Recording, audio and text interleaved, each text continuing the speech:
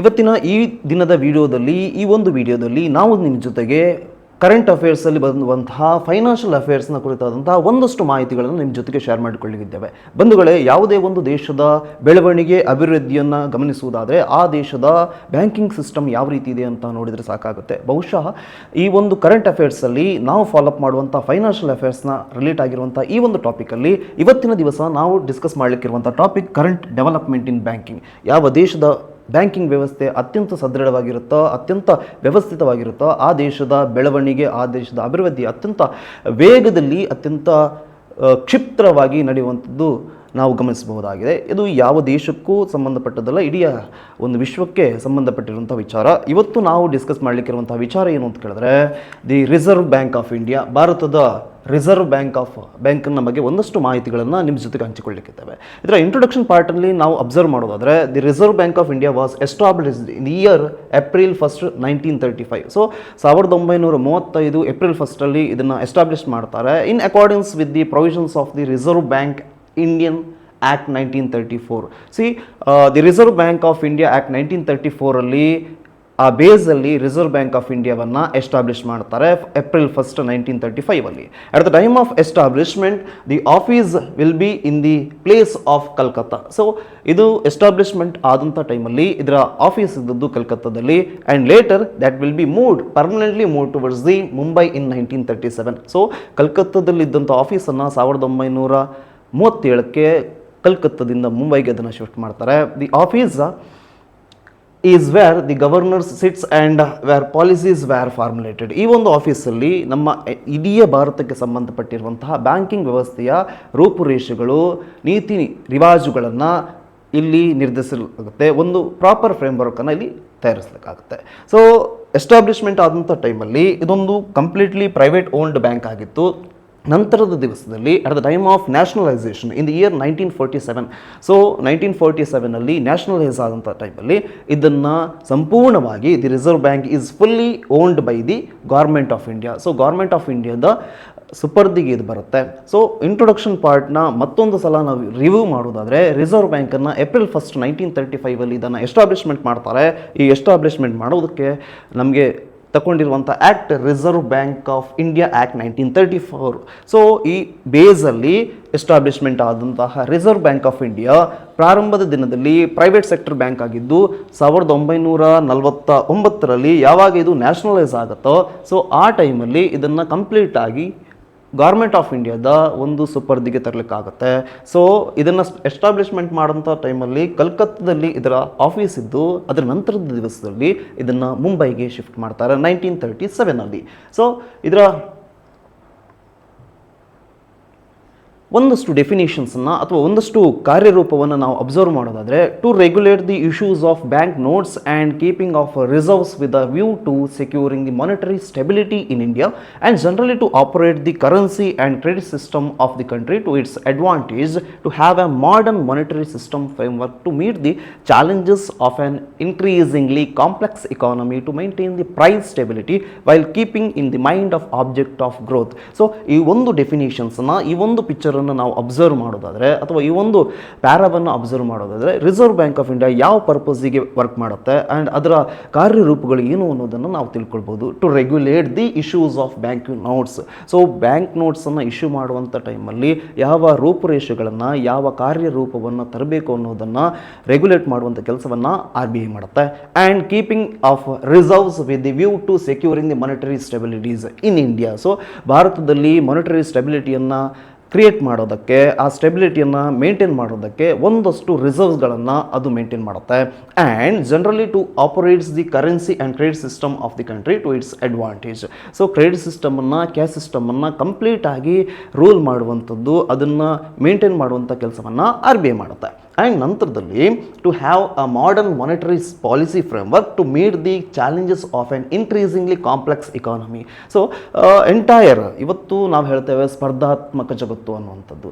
So ಸ್ಪರ್ಧಾತ್ಮಕ ಜಗತ್ತಿನಲ್ಲಿ ನಮ್ಮನ್ನು ನಾವು ಗುರುತಿಸಿಕೊಳ್ಬೇಕಿದ್ರೆ ಒಂದಷ್ಟು ಜಗತ್ತಿನ ಜೊತೆಗೆ, ಸಮಯದ ಜೊತೆಗೆ ನಾವು ನಡಿಬೇಕಾಗತ್ತೆ. ಹಾಗಾಗಿ ಈ ಒಂದು ಕಾಲಘಟ್ಟದಲ್ಲಿ ಸಮಯಕ್ಕೆ ಬೇಕಾದ ರೀತಿಯಲ್ಲಿ ಮಾನಿಟರಿ ಸಿಸ್ಟಮಲ್ಲಿ ಒಂದಷ್ಟು ಬೆಳವಣಿಗೆಯನ್ನು ಮಾಡುವಂಥ ಕೆಲಸವನ್ನು ಕೂಡ RBI ಮಾಡುತ್ತೆ. And next one, to maintain the price stability while keeping in the mind of objective of the growth. So ಬೆಳವಣಿಗೆಯನ್ನು ತಲೆಯಲ್ಲಿಟ್ಟುಕೊಂಡು, ಬೆಳವಣಿಗೆಯನ್ನು ಮುಖ್ಯ ಭೂಮಿಕೆಯಲ್ಲಿಟ್ಟುಕೊಂಡು RBI ಭಾರತದ ಸಂಪೂರ್ಣ ಬ್ಯಾಂಕಿಂಗ್ ವ್ಯವಸ್ಥೆಯನ್ನು ರೂಲ್ ಮಾಡುತ್ತೆ. ಅದಕ್ಕೆ ಬೇಕಿದ್ದಂತಹ ಎಲ್ಲ ವ್ಯವಸ್ಥೆಗಳನ್ನು, ರೂಪುರೇಷೆಗಳನ್ನು, ಕಾರ್ಯಬಾಹುಳ್ಯತೆಗಳನ್ನು ಎಲ್ಲವನ್ನು ಕೂಡ RBI ಮಾಡುತ್ತೆ. And if you come with the concept of main functions of RBIನ ಕಾರ್ಯಗಳು ಯಾವುದು ಅನ್ನುವುದಕ್ಕೆ the first and foremost important functions will be monetary authorities. So ಹಣಕಾಸಿನ ಅಥಾರಿಟಿಯನ್ನು, ಅಂದರೆ ವ್ಯವಹಾರವನ್ನು ನೋಡಿಕೊಳ್ಳುವಂಥ ಕೆಲಸವನ್ನು ಇಡೀ ಭಾರತದಲ್ಲಿ RBI ಮಾಡುತ್ತೆ. So the formulates, implements and the monitors this monetary policies. So ಭಾರತದಲ್ಲಿರುವಂತಹ ಹಣಕಾಸಿನ ಪಾಲಿಸಿಗಳನ್ನು, ಹಣಕಾಸಿನ ವ್ಯವಹಾರಗಳನ್ನು ಮಾನಿಟರ್ ಮಾಡುವಂಥ ಕೆಲಸವನ್ನು, ಅದಕ್ಕೆ ಸಂಬಂಧಪಟ್ಟ ರೂಪುರೇಷೆಗಳನ್ನು, ರೂಲ್ಸ್ ಆ್ಯಂಡ್ ರೆಗ್ಯುಲೇಷನ್ಸ್ಗಳನ್ನು, ಸ್ಟ್ರಾಟಜೀಸ್ಗಳನ್ನು ಫಾರ್ಮುಲೇಟ್ ಮಾಡುವಂಥ ಕೆಲಸವನ್ನು ಇಯರ್ RBI ಮಾಡ್ತಾ ಹೋಗುತ್ತೆ. In the view or in the objective of maintaining the price stability while keeping in the mind of the objective of growth. So ಬೆಳವಣಿಗೆಯನ್ನು ಮುಖ್ಯ ಭೂಮಿಕೆಯಲ್ಲಿಟ್ಟುಕೊಂಡು ನಮ್ಮ RBI ಮಾನಿಟರಿ ಅಥಾರಿಟಿಗಳಾಗಿ ವರ್ಕ್ ಮಾಡುತ್ತೆ. And if you come with the second function, regulator and the supervisors of the finance system. ಭಾರತದ ಹಣಕಾಸು ವ್ಯವಸ್ಥೆಯನ್ನು ರೆಗ್ಯುಲೇಟ್ ಮಾಡುವಂಥದ್ದು. ನಾನು ಈ ರೀತಿ ಹೇಳ್ತಾ ಇದ್ದೇನೆ, ಈ ರೀತಿ ನಡೀಬೇಕು, ಈ ರೀತಿ ನಡೆದಾಗ ಡೆವಲಪ್ಮೆಂಟ್ ಆಗೋದಕ್ಕೆ ಸಾಧ್ಯ ಇದೆ, ಈ ರೀತಿ ಮಾಡಿದರೆ ತಪ್ಪಾಗುತ್ತೆ, ನಾವು ನಮ್ಮ ಒಂದು ವ್ಯವಹಾರಗಳನ್ನು ಸ್ಪರ್ಧಾತ್ಮಕ ಜಗತ್ತಿನ ಜೊತೆಗೆ ನಡೀಬೇಕಾದ್ರೆ ಈ ರೀತಿಯ ಕಾರ್ಯಬಾಹುಳ್ಯತೆಗಳನ್ನು ಫಾಲೋಅಪ್ ಮಾಡಬೇಕು ಅನ್ನುವಂಥ ಒಂದು ಗೈಡ್ಲೈನ್ಸನ್ನು ಕೊಡೋದಕ್ಕೆ ಒಬ್ಬ ಲೀಡರ್ನ ರೂಪದಲ್ಲಿ RBI ಕೆಲಸವನ್ನು ಮಾಡುತ್ತೆ. If you come with the explanation regarding this, prescribes the broad parameters of banking operations within which the country's banking and finance system functions.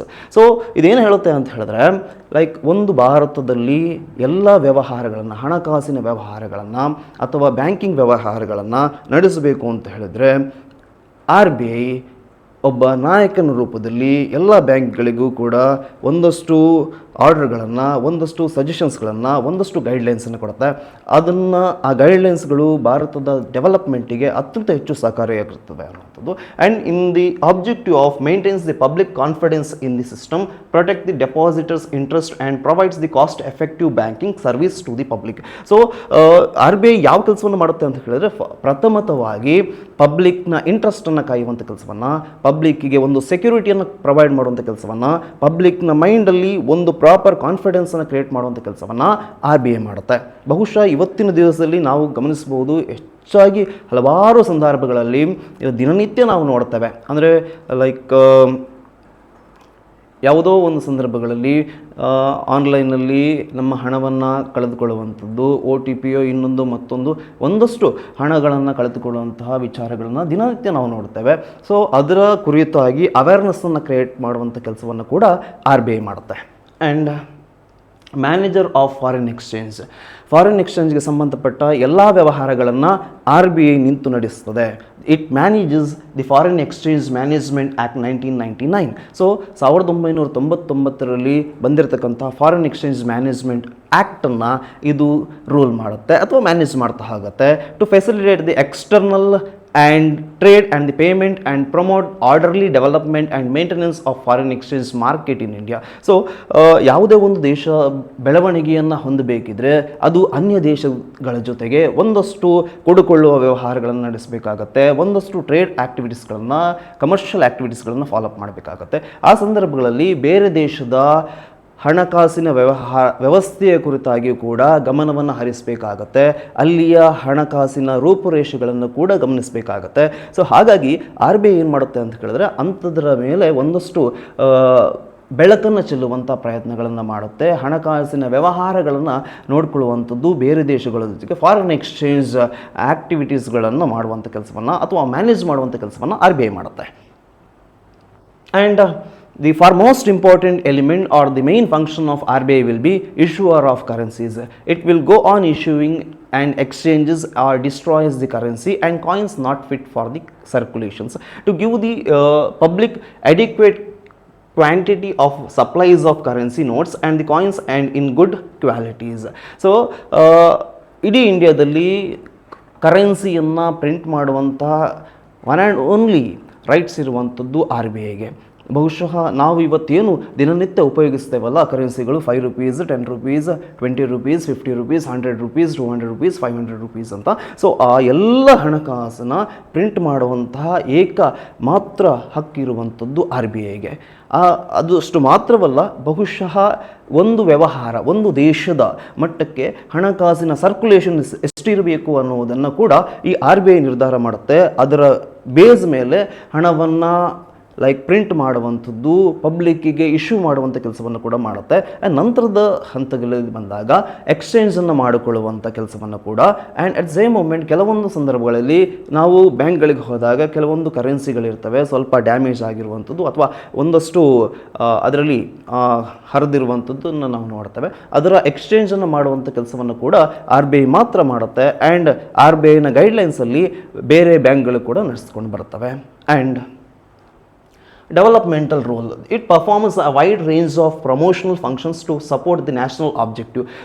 ಒಂದು ಭಾರತದ ಒಂದು ಚೌಕಟ್ಟನ್ನು ನಾವು ಗಮನಿಸುವುದಾದರೆ ಭಾರತದ ಬೆಳವಣಿಗೆಗೆ ಅತ್ಯಂತ ಹೆಚ್ಚು ಮಹತ್ವಪೂರ್ಣವಾದಂಥ ಕೆಲಸವನ್ನು ಮಾಡುವಂಥದ್ದು RBI. ಇವತ್ತು ನಾವು ಯಾವುದೇ ವ್ಯವಹಾರನ ನಡೆಸುವುದಾದರೆ ಅಲ್ಲಿ ನಾನು ಇದ್ದೇನೆ ಅನ್ನುವಂತಹ ಒಂದು ಕಾರ್ಯತೆಯನ್ನು ಅಥವಾ ಕಾರ್ಯಬಾಹುಳ್ಯತೆಯನ್ನು ಒದಗಿಸಿಕೊಂಡು ಬರುವಂಥದ್ದು ಅಥವಾ ನಾನಿದ್ದೇನೆ ಅನ್ನುವಂಥ ತನ್ನ ಹಸ್ತವನ್ನು ಚಾಚುವಂಥದ್ದು ಹಣಕಾಸು ವ್ಯವಸ್ಥೆ. ಇವತ್ತು ಭಾರತದ ಹಣಕಾಸಿನ ವ್ಯವಸ್ಥೆ ಸದೃಢವಾಗಿದೆ ಅಂತ ಹೇಳಿದ್ರೆ ಅದರಲ್ಲಿ RBIನ ಪಾತ್ರ ಬಹು ಮುಖ್ಯವಾಗಿರುವಂಥದ್ದು. ಯಾಕಂತ ಹೇಳಿದ್ರೆ RBI ಒಬ್ಬ ನಾಯಕನ ರೂಪದಲ್ಲಿ ಇಡೀ ಭಾರತದ ಹಣಕಾಸು ವ್ಯವಸ್ಥೆಯನ್ನು, ಇಡೀ ಬ್ಯಾಂಕಿಂಗ್ ಸಿಸ್ಟಮನ್ನು, ಇಡೀ ಭಾರತದ ಹಣಕಾಸಿನ ಒಂದು ರೂಪುರೇಷೆಗಳನ್ನು ಪ್ರತಿಯೊಂದು ಹಂತದಲ್ಲಿಯೂ ಕೂಡ ತನ್ನನ್ನು ತಾನು ತೊಡಗಿಸಿಕೊಂಡಿದೆ RBI. It performs a wide range of promotional functions as well as to support the national objective. ಭಾರತದ ಬೆಳವಣಿಗೆಯ ರೂಪುರೇಷೆಗಳಿಗೆ ಸಹಕಾರಿಯಾಗುವಂತಹ ತನ್ನ ರೂಲ್ಸ್ಗಳನ್ನು, ರೆಗ್ಯುಲೇಷನ್ಸ್ಗಳನ್ನು ಕಾಲಕಾಲಕ್ಕೆ ಇದು ಪ್ರೊವೈಡ್ ಮಾಡ್ತಾ ಹೋಗುತ್ತೆ. And they will give the guidance, ಒಂದಷ್ಟು ಗೈಡೆನ್ಸ್ಗಳನ್ನು ಬೇರೆ ಬೇರೆ ಬ್ಯಾಂಕ್ಗಳಿಗೂ ಕೂಡ ಕೊಡ್ತಾ ಹೋಗುತ್ತೆ. ಆ್ಯಂಡ್ ಆ ಬ್ಯಾಂಕ್ಗಳು ಕೂಡ ಯಾವಾಗಲೂ ಕೂಡ ಪಬ್ಲಿಕ್ನ ಜೊತೆಗೆ ಇಂಟ್ರ್ಯಾಕ್ಷನ್ ಆಗುವಂಥದ್ದು ನ್ಯಾಷನಲೈಸ್ಡ್ ಬ್ಯಾಂಕ್ಸ್, ಪ್ರೈವೇಟ್ ಬ್ಯಾಂಕ್ಸ್ಗಳೆಲ್ಲವೂ ಕೂಡ. ಸೊ ಆ ಒಂದು ಹಂತದಲ್ಲಿ ಅವರಿಗೆ ನಾಯಕನಾಗಿ RBI ನಿಂತಿದೆ, ಕೆಲಸವನ್ನು ಮಾಡುತ್ತೆ.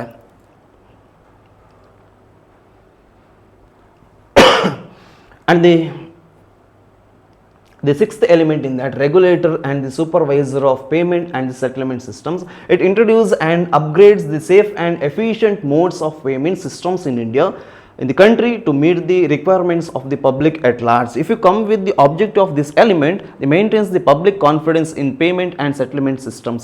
RBI ಇವತ್ತು ಏನು ಮಾಡುತ್ತೆ ಅಂತ ಹೇಳಿದ್ರೆ, it will regulate the entire finance system or the settlement system, as well as it will supervise, it will work as a supervisor of payment and the settlement systems. ನಾವು ಇವತ್ತಿನ ದಿವಸದಲ್ಲಿ ನಾವು ಯಾವುದೇ ಹಣಕಾಸಿನ ವ್ಯವಹಾರಗಳನ್ನು ನೋಡುವುದಾದರೆ ಬಹುಶಃ ಇತ್ತೀಚಿನ ಕಾಲಘಟ್ಟಗಳಲ್ಲಿ ನಾವು ಬ್ಯಾಂಕ್ ಬ್ರಾಂಚ್ಗಳಿಗೆ ವಿಸಿಟ್ ಮಾಡುವಂಥ ಸಂಖ್ಯೆ ಬಹಳಷ್ಟು ಕಡಿತಗೊಂಡಿದೆ. ನಮ್ಮ ಅಂಗೈಯಲ್ಲಿ ಬ್ಯಾಂಕಿಂಗ್ ಸಿಸ್ಟಮ್ಗಳು ಇವತ್ತಿಗೆ ನಮಗೆ ರೀಚ್ ಆಗ್ತಾ ಇದೆ. ಸೊ ಆ ಸಂದರ್ಭಗಳಲ್ಲಿ ಅದು ಮಿಸ್ಯೂಸ್ ಆಗುವಂಥ ಚಾನ್ಸ್ಗಳು ಕೂಡ ಬಹಳಷ್ಟಿದ್ದಾವೆ. ನಾವು ಪೇಪರ್ಗಳಲ್ಲಿ, ನ್ಯೂಸ್ಗಳಲ್ಲಿ ಸಾಕಷ್ಟು ಸಲ ನೋಡ್ತೇವೆ.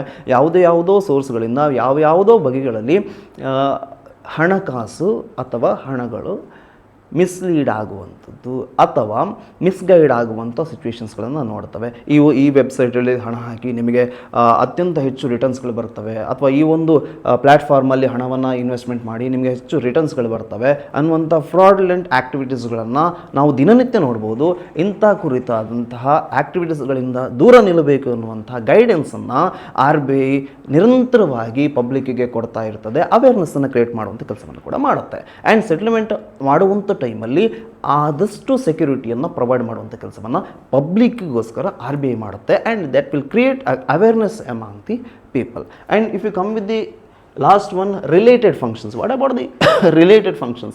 If you come with the first related functions will be banker to the government. See, it performs merchant banking function for the central and the state governments, also act as their bankers. See, ಯಾವುದೇ ರಾಷ್ಟ್ರ ಮಟ್ಟದಲ್ಲಿ ಅಥವಾ ರಾಜ್ಯ ಮಟ್ಟದಲ್ಲಿ ಯಾವುದೇ ಹಣಕಾಸಿನ ವ್ಯವಹಾರ ಆಗುವುದಿದ್ರೂ ಕೂಡ ಅಲ್ಲಿ RBI ತನ್ನ ಹಸ್ತವನ್ನು ಚಾಚಿರುವಂಥದ್ದು. ಸರ್ಕಾರಕ್ಕೆ ಸಂಬಂಧಪಟ್ಟಂತಹ ಯಾವುದೇ ವ್ಯವಹಾರಗಳು ಕೂಡ RBIನ ಸುಪರ್ದಿಗೆ ಬಂದಿರುವಂಥದ್ದು. And it will act as they are bankers. ಗೌರ್ಮೆಂಟ್ನ ಬ್ಯಾಂಕರ್ನ ರೂಪದಲ್ಲಿ ಆರ್ ಬಿ ಐ ಕೆಲಸವನ್ನು ಮಾಡುತ್ತೆ. As well as the banker to the banker maintains banking accounts of all scheduled banks. R B I ಏನು ಮಾಡುತ್ತೆ ಅಂತ ಹೇಳಿದ್ರೆ ಬೇರೆ ಬೇರೆ ಶೆಡ್ಯೂಲ್ಡ್ ಬ್ಯಾಂಕ್ಗಳ ಅಕೌಂಟ್ಗಳನ್ನು ಮೇಂಟೈನ್ ಮಾಡುವಂಥದ್ದು, ರಿಸರ್ವ್ಗಳನ್ನು ಮೇಂಟೈನ್ ಮಾಡುವಂಥದ್ದು ಆ್ಯಂಡ್ ಪ್ರಾಪರ್ ಆದಂಥ ಗೈಡ್ಲೈನ್ಸನ್ನು ಕೊಟ್ಬಿಟ್ಟು ಅವರ ಆ್ಯಕ್ಟಿವಿಟೀಸ್ಗಳನ್ನು ಕಂಟ್ರೋಲ್ ಮಾಡುವಂಥ ಕೆಲಸವನ್ನು ಕೂಡ, ಕ್ರೆಡಿಟ್ ಕಂಟ್ರೋಲನ್ನು ಅಥವಾ ಕ್ಯಾಶ್ ಕಂಟ್ರೋಲ್ ಮಾಡುವಂಥ ಕೆಲಸವನ್ನು ಕೂಡ ಆರ್ ಬಿ ಐ ಮಾಡುತ್ತೆ. And if you come with the governors and deputy governors at present ಯಾರೆಲ್ಲ ಇದ್ದಾರೆ ಅಂತ ನಾವು ಅಬ್ಸರ್ವ್ ಮಾಡೋದಾದರೆ, present governor will be Shri Shaktikanta Das. So the present governor of R B I will be Shri Shaktikanta Das ಅವರು ಇದ್ದಾರೆ. ಸೊ 4 ಡೆಪ್ಯೂಟಿ ಗವರ್ನರ್ಸ್ ಯಾರು ಅಂತ ಕೇಳಿದ್ರೆ M D Patra and Shri M R Rao and Shri T Rabishankar and Shri Swaminathan J. So ಈ 4 ಜನ ಡೆಪ್ಯೂಟಿ ಗವರ್ನರ್ ಆಗಿ ಪ್ರೆಸೆಂಟ್ ಆಗಿ ಆರ್ ಬಿ ಐಯಲ್ಲಿ ಗುರುತಿಸಿಕೊಂಡಿದ್ದಾರೆ. And if you come with the last element in this session will be policy rates as on April 19, 2024. So ಪ್ರೆಸೆಂಟಲ್ಲಿ ನಾವೇನು ಪಾಲಿಸಿಗಳನ್ನು ಅಥವಾ ರೇಟ್ಸ್ಗಳನ್ನು ಫಾಲೋ ಅಪ್ ಮಾಡ್ತೇವೆ ಅದು ಏಪ್ರಿಲ್ 19, 2024ನ ಬೇಸಲ್ಲಿ ಆರ್ ಬಿ ಐ ಇಶ್ಯೂ ಮಾಡಿದಂತಹ ಒಂದಷ್ಟು ರೇಟ್ಸ್ಗಳನ್ನು ನಾವು ನೋಟ್ ಮಾಡ್ಕೊಳ್ಳುವಂಥದ್ದು. If you come with the policy repo rates that will be 6.50% and the fixed reserve repo rates will be 3.35% and the marginal standing facility rate will be 6.75% and the bank rate will be 6.75%. And at same moment if you come with the reserve rates, the first one in that cash reserve ratio or CRR, ನಾವೇನು CRR ಅಂತ short ಫಾರ್ಮಲ್ಲಿ ಕರಿತೇವೆ. So ಅದರ rate ಬಂದ್ಬಿಟ್ಟು 4.50% ಆಗಿರುತ್ತೆ. And at same moment statutory liquidity ratio SLR ಅಂತ ನಾವೇನು ಅದನ್ನು ಶಾರ್ಟ್ ಫಾರ್ಮಲ್ಲಿ ಕರಿತೇವೆ ಅದರ ರೇಟ್ ಬಂದ್ಬಿಟ್ಟು ದಿ ಮ್ಯಾಕ್ಸಿಮಮ್ ಟು ಮ್ಯಾಕ್ಸಿಮಮ್ 18% ಆಗಿರುತ್ತೆ. ಸೊ ಇದಿಷ್ಟು ರೇಟ್ಸ್ಗಳನ್ನು ಪ್ರೆಸೆಂಟ್ ಆಗಿ ನಾವು ಭಾರತದಲ್ಲಿ ಫಾಲೋ ಅಪ್ ಮಾಡುವಂಥ ರೇಟ್ಸ್ಗಳಾಗಿರ್ತವೆ. ಸೊ ಇದಿಷ್ಟು ಟಾಪಿಕ್ಸ್ಗಳಲ್ಲಿ ನಾವು ಭಾರತದ ಬ್ಯಾಂಕಿಂಗ್ ವ್ಯವಸ್ಥೆಯಲ್ಲಿ ಆರ್ ಬಿ ಐನ ಕುರಿತಾದಂಥ ಒಂದಷ್ಟು ವಿಚಾರಗಳನ್ನು ನಾವು ನೋಡಿದ್ದೇವೆ.